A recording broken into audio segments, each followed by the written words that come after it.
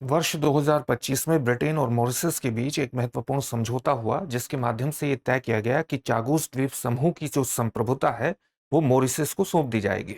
हाल ही में अमेरिकी राष्ट्रपति डोनाल्ड ट्रंप ने इसे एक बहुत ही बड़ा मूर्खतापूर्ण कदम बताया और ये कहा कि इससे रूस और चीन को फायदा होगा और साथ ही इसकी संप्रभुता को या ब्रिटेन द्वारा जो चागोस द्वीप समूह दिया गया मॉरिशस को, इसको ग्रीनलैंड से भी जोड़ दिया और ये कहा कि ग्रीनलैंड जिस प्रकार से हमारी राष्ट्रीय सुरक्षा के लिए जरूरी है, उसी प्रकार से राष्ट्रीय सुरक्षा के लिए चागोस द्वीप समूह और उसमें स्थित डिएगो गार्सिया भी इंपॉर्टेंट है।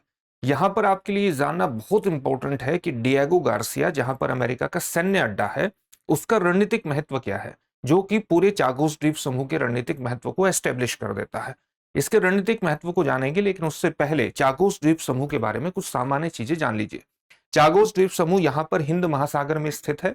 अगर आप इसकी भौगोलिक अवस्थिति को और ज्यादा स्पष्ट जानना चाहते हैं तो आप जानते हैं कि यह भारत है, यहाँ लक्षद्वीप समूह है, लक्षद्वीप द्वीप समूह, और ये मिनिकॉय है भारत का। ये मालदीव है, यहाँ पर मालदीव द्वीप समूह है और उससे लगभग 500 किलोमीटर दक्षिण में ये चागोस द्वीप समूह पड़ता है। तो चागोस द्वीप समूह का इतिहास कुछ इस प्रकार का रहा है कि ये 18वीं सदी तक निर्जन था, यानी यहाँ पर किसी तरह की कोई बसावट नहीं था। लेकिन 18वीं शताब्दी के अंत में यहाँ पर फ्रांसीसी आते हैं और उन्होंने यहाँ पर नारियल के बागान लगाने शुरू कर दिए। जैसा कि आप जानते हैं 18वीं 19वीं शताब्दी का ये जो पूरा इतिहास रहा है, ये साम्राज्यवाद का इतिहास रहा था, जब यूरोप की अलग अलग शक्तियों ने एशिया और अफ्रीका के देशों में बड़े स्तर पर अपने साम्राज्य का निर्माण किया। उसके अंतर्गत वो कहीं पर भी खदान खोदने के लिए या खनन करवाने के लिए या फिर प्लांटेशन डेवलप करने के लिए, बागान डेवलप करने के लिए दासों को भी अफ्रीका और एशिया के देशों से लाते थे। तो जब यहां पर बागान लगाने शुरू किए चागोस द्वीप समूह में फ्रांसीसियों ने, तो भारत से और अफ्रीका से यहां पर बहुत ज्यादा दास भी लाए गए जिनसे काम कराया गया। लेकिन 19वीं शताब्दी के प्रारंभ में आपने देखा होगा कि फ्रांस की ब्रिटेन के बनस्पत स्थिति कमजोर हुई और 1814 में फ्रांस ने चागोस द्वीप समूह को ब्रिटेन को सौंप दिया, 1814 में।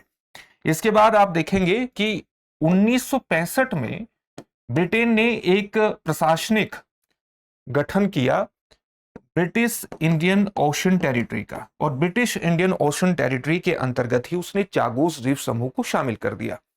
1976 में सेशल्स ब्रिटेन से स्वतंत्र हुआ और ब्रिटिश इंडियन ओशन टेरिटरी के कई द्वीप, ये अफ्रीका है यहाँ पर, यहाँ पर सेशल्स है, और ब्रिटिश इंडियन ओशन टेरिटरी के कई द्वीप 1976 में कहां पर चले गए, सेशल्स के पास चले गए।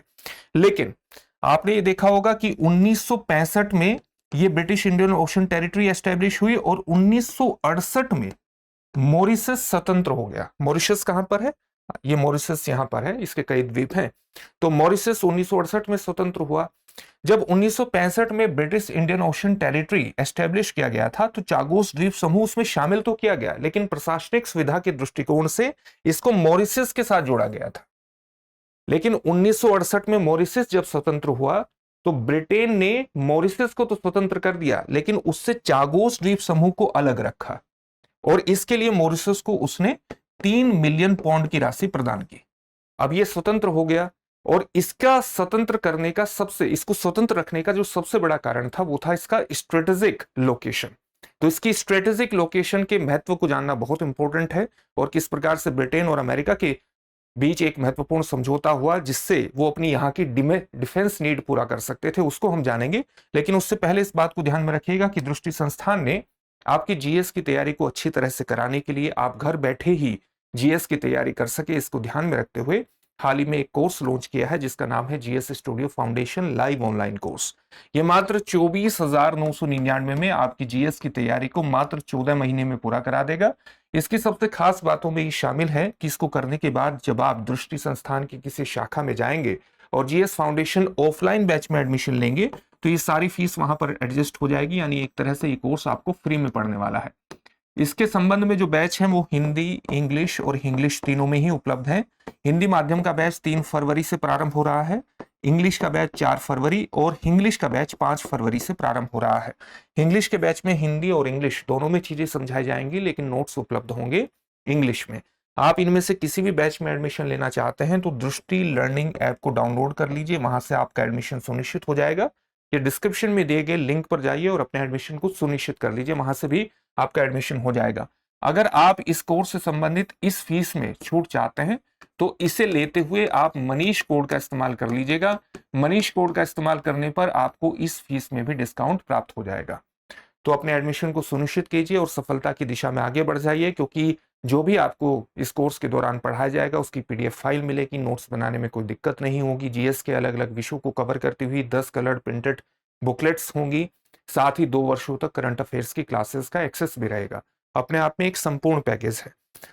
अब डिएगो गार्सिया जो कि चागोस द्वीप समूह में स्थित है, ये पूरा चागोस द्वीप समूह है और इसमें 58 द्वीप आते हैं। इस बात को भी ध्यान में रखिएगा, 58 द्वीप इसके अंतर्गत आते हैं, जिसमें से यहां स्थित एक द्वीप है जिसको हम डिएगो गार्सिया कहते हैं। अब ये डिएगो गार्सिया क्यों इंपॉर्टेंट है? 1966 में ब्रिटेन और अमेरिका के बीच एक समझौता हुआ और उनके बीच ये तय हुआ कि ये जो चागोस द्वीप समूह है इसका इस्तेमाल डिफेंस नीड के लिए किया जा सकता है।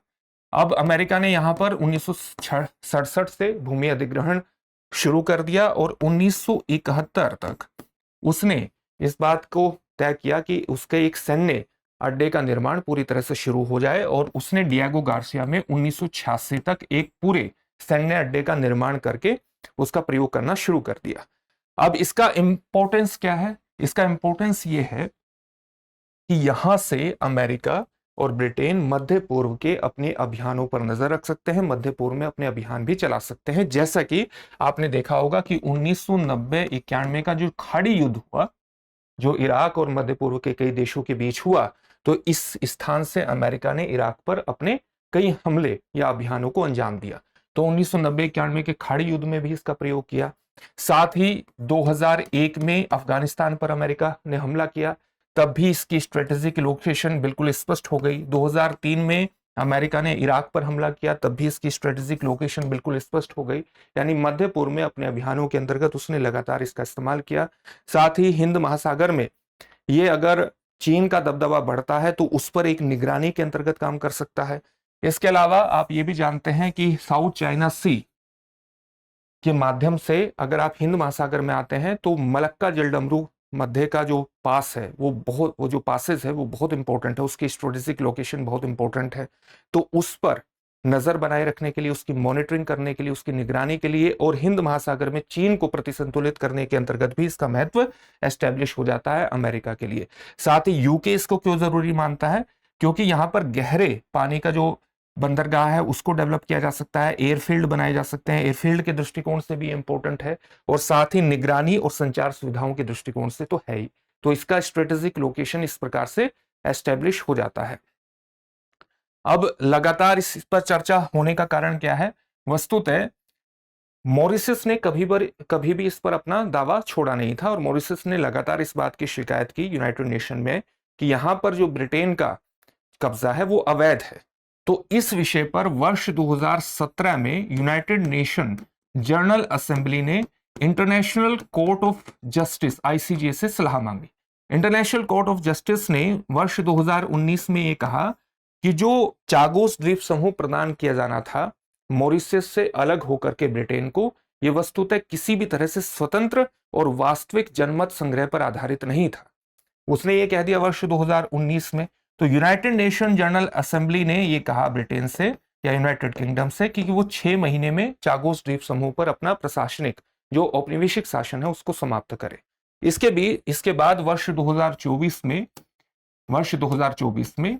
यूनाइटेड किंगडम और मॉरिशस के बीच एक महत्वपूर्ण समझौता हुआ जिस पर मई 2025 में हस्ताक्षर हुए और इसके तहत यह तय किया गया कि जो चागोस द्वीप समूह की संप्रभुता है ये मॉरिशस को प्रदान कर दी जाएगी और अभी जो डिएगो गार्सिया का जो ये पूरा सैन्य अड्डा है ये 99 वर्ष की लीज पर रहेगा, यानी इसका इस्तेमाल होता रहेगा। लेकिन इसके लिए यही तय हुआ कि 101 मिलियन पाउंड की जो राशि है वो प्रति वर्ष देनी होगी डिएगो गार्सिया के लिए। तो ये राशि प्रदान करनी होगी और साथ ही अन्य द्वीप समूह पर मॉरिशस जो है वो अपने यहाँ के जो मूल निवासी हैं उनका पुनर्वास कर सकता है, क्योंकि यहाँ के जो मूल निवासी हैं वो सेशल्स, मॉरिशस और यूके में रहते हैं, तो उनके लिए पुनर्वास कर सकता है। साथ ही चागोस वासियों के लिए ब्रिटेन द्वारा एक ट्रस्ट फंड भी बनाया जाएगा, ये चीजें भी तय हुई। और इससे पहले मई 2025 में ये समझौता हुआ, उससे पहले ब्रिटेन के जो प्रधानमंत्री थे कीर स्टारमर, उनकी मुलाकात डोनाल्ड ट्रंप से भी हुई और डोनाल्ड ट्रंप ने ये माना जाता है कि इस समझौते पर अपनी सहमति व्यक्त की थी। लेकिन अब उन्होंने ग्रीनलैंड पर अपने जो बातें वो कह रहे हैं उसको अधिग्रहित करने की, उसको सही साबित करने के लिए राष्ट्रीय सुरक्षा के दृष्टिकोण से इस समझौते को जो यूके ने किया था, इसको एक बहुत ही मूर्खतापूर्ण कदम बताया है। इसी कारण ये पूरा टॉपिक चर्चा में आया था। इससे जुड़े हुए एक प्रश्न को देख लेते हैं। प्रश्न क्या है? निम्नलिखित कथनों पर विचार कीजिए। पहला कथन है डियागो गार्सिया हिंद महासागर में स्थित है। दूसरा कथन है चागोस द्वीप समूह को ब्रिटेन ने वर्ष 1965 में मॉरिशस से अलग किया। इस प्रश्न का उत्तर कमेंट बॉक्स में कमेंट करके आपको देना है। ऑप्शन आपके सामने है, केवल एक, केवल दो, एक और दो दोनों, न तो एक और न ही दो। तो कमेंट बॉक्स में कमेंट करके इसका उत्तर जरूर दीजिएगा। साथ ही अगर आपको हमारी वीडियो अच्छी लगती है तो इस वीडियो को लाइक कीजिए, अपने दोस्तों के साथ शेयर करना मत भूलिएगा और साथ ही चैनल को सब्सक्राइब कर लीजिएगा। आपका एक सब्सक्रिप्शन हमारे लिए बहुत बड़ी प्रेरणा का स्रोत होता है। फिर से एक नए सेशन में मुलाकात होगी। धन्यवाद। अब एग्जाम की तैयारी को और बेहतर करने के लिए हमारे चैनल को लाइक, शेयर और सब्सक्राइब करना ना भूलें।